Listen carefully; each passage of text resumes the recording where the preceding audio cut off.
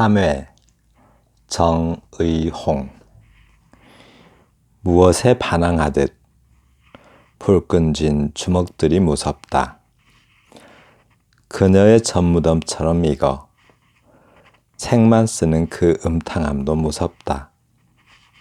꺾어버릴 수가 없다. 아프다. 너무 아프다.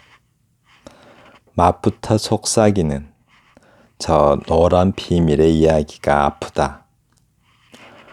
타오르는 불빛 속에 마구 던져진 그녀의 속옷 같은 입들의 눈짓. 오, 눈짓이 무섭다. 저들은 무언가 외칠 것만 같다. 불끈진 주먹을 휘두르며 일어설 것만 같다. 무섭다. 세상 모든 것이 무섭다. 익을 대로 익은 내 생각의 빛깔도 무섭다.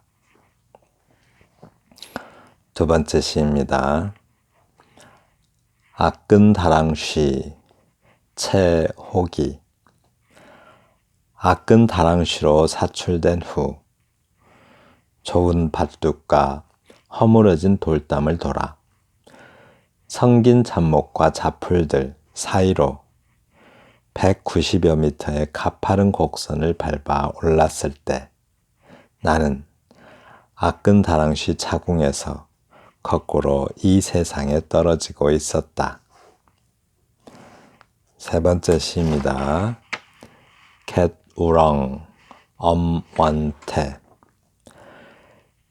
갯우렁은 빨판으로 조개 껍질에 가만히 달라붙어 있는 듯 하지만 나중에 보면 백합 조개의 볼록한 이마쯤에 드릴로 뚫어놓은 듯한 정확한 원형의 구멍이 뚫려 있는 것을 보게 될 것이다.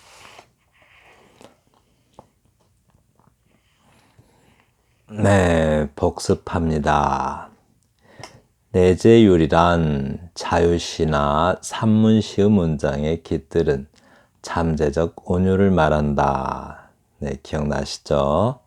자유시란 정형시의 상대적 개념으로 전통적 온율에서 벗어난 시를 말한다. 정형시는 시조 가사에서 주로 시조 가사밖에 없죠. 우리나라에서는. 그 외에는 다 이제 자유시라고 합니다. 산문시를 쓸 때 주의할 점 뭐라고 그랬어요? 시적 산문 또는 미문 과 이걸 하나로 묶어주시고 이렇게 시적 산문 또는 미문과 산문적 시를 구별해야 된다. 산문을 시적으로 쓰면 그게 시적 산문이 되죠. 또는 막 아름답게 꾸미기만 하는 문장. 그런데 산문적 시를 구별해야 된다고요. 산문적 시는 시를 쓰긴 썼는데 산문의 형태를 빌려 쓴 거죠. 그래서 그것을 구별해야 된다고 해요. 그래서 산문적 시를 쓰더라도 그 온율이 있어야 어느 정도 온율이 있어야 시의 느낌이 난다라고 합니다. 네. 온율을 무시하고 쓰면 그냥 산문 돼버리죠. 그러니까 시적 산문이 돼요.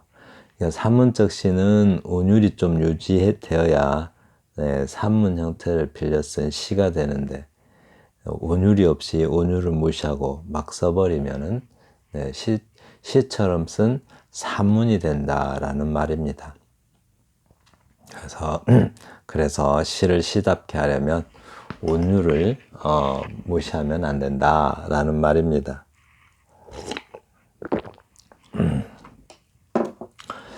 또 지난 영상에서 중요시한 게 시간적 등장성의 원리라고 했었죠. 시간적 등장성의 원리. 네, 음보수에 상관없이 각 마디를 같은 시간에 읽는 것 하면서 예를 들어줬죠. 여기서 이제 여기서 읽는 시간과 이거 하나 읽는 시간이 같아야 된다는 거죠. 이게 1초 걸렸으면 이것도 1초 걸리게 읽고 똑같이 해주라는 거예요. 그래서 이거는 좀 빠르게 읽어야겠죠. 이거는 또 느리게 읽어야 되겠고 그래서 the owl of Minerva spreads its wings only with the falling of the dusk. 이렇게 이제 시간에 맞춰서 읽어주란다. 한국어도 마찬가지겠죠. 이걸 읽은다고 쳐봐요. 이거를 좀 운율적으로 읽은다면 종결형 어미를 일관되게 사용하거나 이거 읽는 시간과 이거 읽는 시간이 같아야 된다는 거예요. 이렇게 호흡적 율결이 평이하면 작품 자체가 답답하게 느껴질 수 있다. 그래서 이거는 좀 빨리 읽어야 되겠고 이거는 좀 느리게 읽어줘야 운율이 좀 맞겠죠. 뭐 완벽하게 맞아떨어지면 기계적인 음이 되니까 그러면 안 되고 네, 어느 정도 자연스럽게 맞아떨어지면 되겠다는 겁니다. 한국어도 마찬가지로 이렇게 네, 시간적 등장성의 원리를 지켜주면 좋겠다라고 합니다. 네, 다음 넘어갑니다. 자, 운율의 기능에 대해서 할 건데요. 운율은 시를 시답게 만드는 매우 중요한 요소다. 정말 여러 번 말하죠. 그 운율이 통일성과 연속성, 통일성의 감각을 통일성과 연속성, 통일성의 감각을 운율로부터 얻을 수 있기 때문이다. 일정한 운율을 갖고 있으면 왠지 네, 통일된 느낌이 들죠. 이게 다 같은 말이죠. 통일성, 연속성, 뭔가 통일된 느낌이 들고 연속되는 느낌이 들고 그러죠. 그리고 뭔가 통일성의 느낌을 줄 수가 있다라고 합니다. 네. 내재율은 어디서 나타나요? 자유시와 산문시에서 나타난다고 여러 번 말했죠. 자유시와 산문시. 외재율은 뭐예요? 내재율의 반대되는 형태가 정형시죠. 정형시. 정형시에 들어있는 운율이 외재율이고 외형률 다 같은 말이죠. 외재율, 외형률, 정형시. 그러니까 정형시에 운율이 외재율 또는 외형률이 들어있다라고 합니다. 시조나 가사에 들어있죠. 네. 그리고 참회 정의용 시인의 시 좀 보겠습니다. 우선 무엇에 반항하듯 무엇에 반항하듯 불끈진 주먹들이 무섭다. 참회를 보고 이렇게 생각하고 있어요. 근데 이 형태를 좀 잘 봐보세요. 이거는 이제 이 경우는 가군의 그 같은 음이 반복되면서 운율을 이루고 있는데 또 이 형태를 봐봐요. 뭐하듯 뭐처럼 이거 어떤 그 언어 그 어미의 형태가 좀 어미를 좀 반복하고 있죠. 어미의 유사형. 그러니까 같은 형태가 아니고 비슷한 느낌의 어떤 구조, 단어 구조를 그러니까 반복하고 있습니다. 그래서 무엇에 반항하듯 불끈진 주먹들이 있다. 뭔가 격렬한 느낌이 들죠. 그리고 그녀의 전무덤처럼 이거 색만 쓰는 그 음탕함도 무섭다. 무서운 것들이 참 많아요. 참외를 보면서 주먹들이 무섭다 그러고 또 그 전무덤 닮아서 그 음탕함도 무섭다 그러고 좀 희한하죠. 그리고 또 꺾어버릴 수가 없다. 아프다. 너무 아프다. 맛부터 속삭이는 참외들이 여러 개 달려 있으니까 맛부터 속삭인데요. 저 노란 비밀의 이야기가 아프다. 또 이렇게 다자로 끝나는 있고 이 형태들요. 좀 봐봐요. 이렇게 딱히 설명하기는 어렵지만 어떤 유사한 형태가 반복되고 있죠. 이렇게 타오르는 불길 속에 마구 던져진 그녀의 속옷 같은 잎들의 눈짓. 눈짓이 무섭다라고 합니다. 이제 이렇게 무섭다라는 말과 이제 무섭다.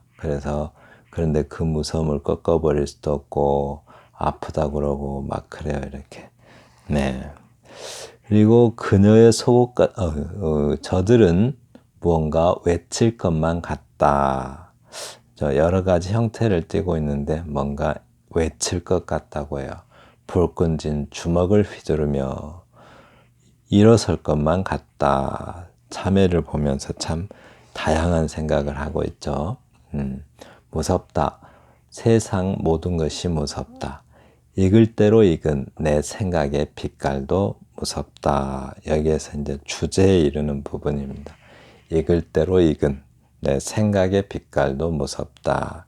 생각이 많이 진행이 된 상태인 거죠. 네, 그렇습니다. 여기서 이 시에서는 이런 부분도 볼 수가 있어요. 이렇게 전무덤처럼 또 이렇게 뭔가 또 색만 쓰는 그 음탕함, 그리고 또 맛부터 속삭이는 노란 비밀의 이야기, 이렇게 또 타오르는 불길 뭐 이러면서 속옷 같은 뭔가 좀 육감적인 언어들이 반복되고 있죠. 같은 단어들은 아니지만 같은 느낌의 단어들이 반복이 되고 있어요. 바로 이러한 형태의 반복에서도 온율이 있다고 볼 수가 있습니다. 네, 그런 것도 좀 참고해서 한 번씩 써보는 것도 괜찮겠죠. 전무덤처럼 뭔가 통일성, 뭐 또 동일성, 그죠? 연속성 이런 느낌을 살려낼 수가 있어요. 이렇게 전무덤처럼, 그죠? 육감 같은 느낌. 여기 이 시에서는 육감적인 느낌의 단어들이 이렇게 반복되고 있는데 같은 느낌의 단어들 또 단어들이 반복돼도 온율의 효과가 살아날 수 있다라고 볼 수가 있습니다. 네, 그리고 왠지 또 이 뭐랄까요, 감정적인 어떤 격렬한 느낌의 단어들이 또 많이 나오죠. 이렇게 불끈 진 주먹을 휘두르며라고 하는데 이렇게 강한 느낌의 단어들도 반복되고 있고 그렇습니다. 근데 이제 그러니까 참외는 그냥 자연이라고 치면은 자연은 가만히 있는 참외를 보고, 그러니까 가만히 있는 참외잖아요. 그 참외를 그냥 참외로 보면 되는데 그 참외에 대해서 화자가 다양한 생각들을 하게 되는데, 그러니까 자연을 있는 그대로 생각하지 못하고 자꾸 어떤 다른 생각을 하게 되죠. 그러니까 뭐랄까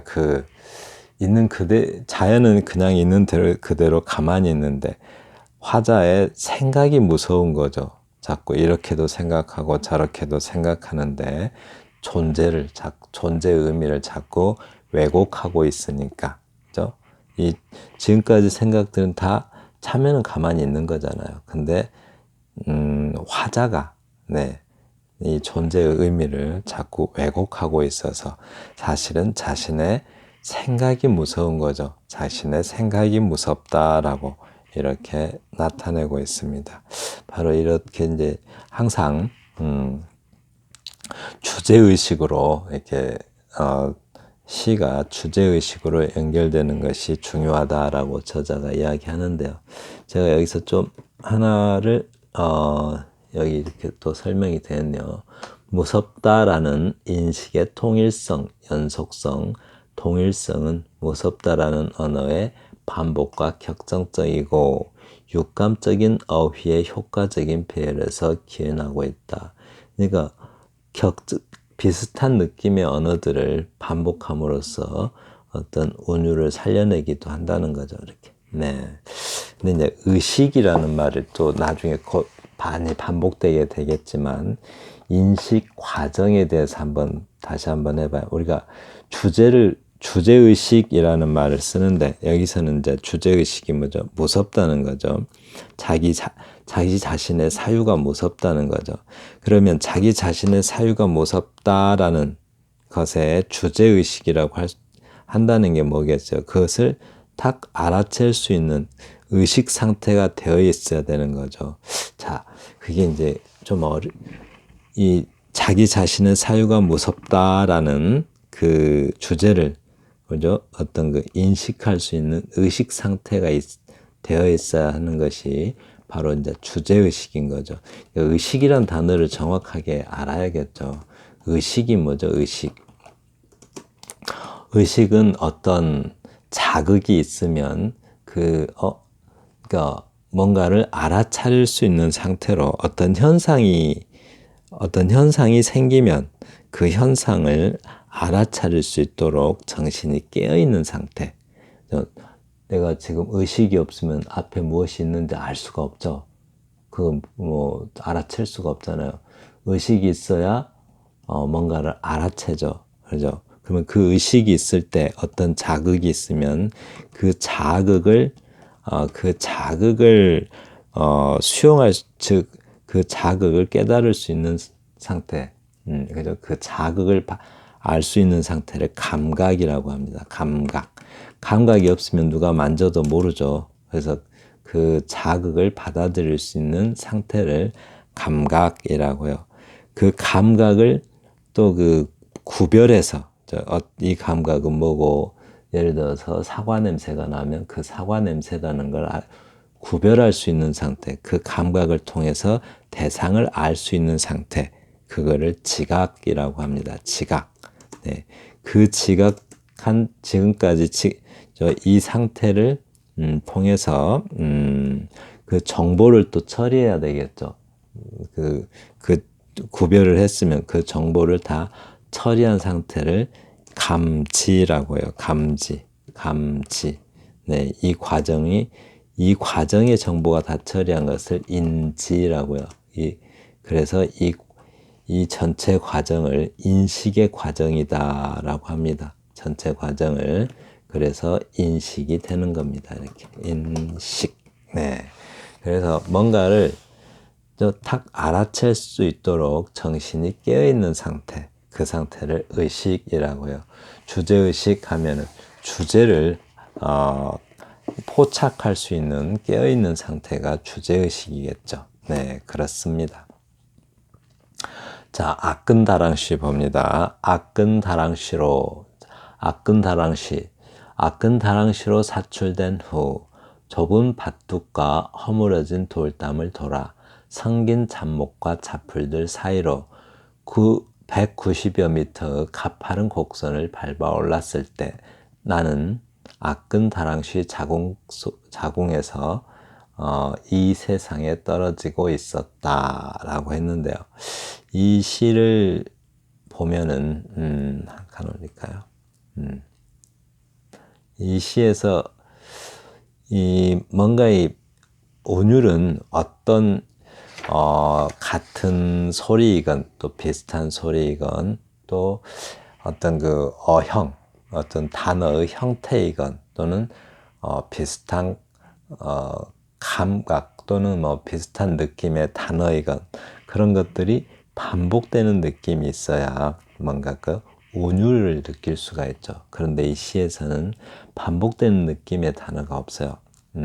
아끈다랑시로 사출된 후 좁은 밭둑과 허물어진 돌담을 돌아 성긴 잡목과 잡풀들 사이로 90여 미터의 가파른 곡선을 밟아 올랐을 때 나는 아끈다랑시 자궁에서 거꾸로 이 세상에 떨어지고 있다. 이렇게 읽어봐도 뭔가 반복되는 느낌의 어떤 통일성을 느낄 수 있는 그런 것들이 없어 보입니다. 네, 이제 그래서 이제 이 경우에는 그러니까 우리가 산문을 쓰려고 했던 것이 아니고 시를 쓰려고 의도한 것이라면 그런 어떤 그 상황에 맞는 무슨 뭐 단어의 형태가 비슷하거나 뭐 소리가 비슷하거나 또는 뭐 어떤 느낌이 비슷한 단어들의 반복 같은 것을 그런 것을 반복을 해서 어떤 온유를 살리는 것이 좋다라는 그런 의견입니다. 네. 그 다음 갯우렁은 빨판으로 갯우렁은 빨판으로 조개 껍질에 가만히 달라붙어 있는 듯 하지만 나중에 보면 백합 조개의 볼록한 이마쯤에 드릴로 뚫어놓은 듯한 정확한 원형의 구멍이 뚫려 있는 것을 보게 될 것이다. 이것도 마찬가지인데 이거는 이제 행을 이렇게 나눠놔서 마치 시각적으로는 시로 보이지만 그렇다고 어떤 운율이 살아나는 것은 아니죠. 시가 시다운 느낌이 들려면 저자께서는 운율이 있어야 된다는 것을 강조를 해요. 그런데 뭐 반복되는 느낌이 거의 없다는 거죠. 그래서 그러니까 다시 보시면 개두렁은 빨판으로 조개 껍질에 가만히 달라붙어 있는 듯 하지만 나중에 보면 백합조개의 볼록한 이마쯤에 드릴로 뚫어놓은 듯한 정확한 원형의 구멍이 뚫려 있는 것을 보게 될 것이다. 어떤 정보를 전달하는 것 같죠. 그러니까 뭐 비유나 은유 뭐 이런 것이 있는 것도 아니고 뭐 감정이나 상상이 있는 것도 아니고 이렇게 이제 또 그렇다고 해서 운율이 있는 것도 아니고 그렇게 되면 그냥 정보를 전달하는 느낌이 되겠죠. 그래서 시는 감정과 상상에 의한 언어라고 하잖아요. 그렇게 되면 너무 산문적이다라는 평가를 받을 수 있습니다. 그래서 이제 만약에 이제 시에 운율적인 요소가 너무 없으면 그죠? 지금 이것처럼 그죠? 이렇게 너무 운율적인 요소가 없으면 이건 이제 의도된 것이겠죠. 이 시는 의도된 것이겠지만 일반적으로 이제 시의 운율적인 요소가 너무 없어 보이면 너무 고려하지 않으면은 뭐라 그럴까요? 시를 좀 훈련이 덜 됐다라는 평가를 받을 수도 있습니다. 근데 이제 이 경우에는 의도된 것이니까 뭐 그렇게 볼 건 아니고요. 그래서 만약에 이제 운율적인 요소를 철저히 제거하려고 한다면은 뭐랄까요? 그 감정과 상상이라고 하죠. 감정과 상상의 감정과 상상을 통한 그런 어떤 그 시적 표현을 충분히 넣는 것이 중요할 것 같습니다. 네, 그래서 여기 빨간 거 해놨는데요. 지금 뚫어놓다 이렇게 하면은 뚫다와 놓다 그러면 노운이 보조용언이 돼요. 근데 또 듯하다가 보조용언이죠. 이렇게 거듭해서 보조용언이 나타나면 앞에 것만 붙였습니다. 뒤에 거는 이렇게 띄어쓰는 것이 맞습니다. 네, 생각나서 표시해놔 봤어요. 설명하려고. 자, 행과 연을 나누었다고 해서 다 시가 되는 것은 아니다. 시적 정황에 맞는 적절한 어조와 이 정황에 맞는이 중요하죠. 시적 정황에 맞는 적절한 어조와 운율적 요소를 감안해야 한다라고 저자께서 말씀하십니다. 자, 지금까지 들어주셔서 감사합니다. 다음 영상에서는 효과적인 운율 사용 방법에 대해서 알아보겠습니다. 네, 감사합니다.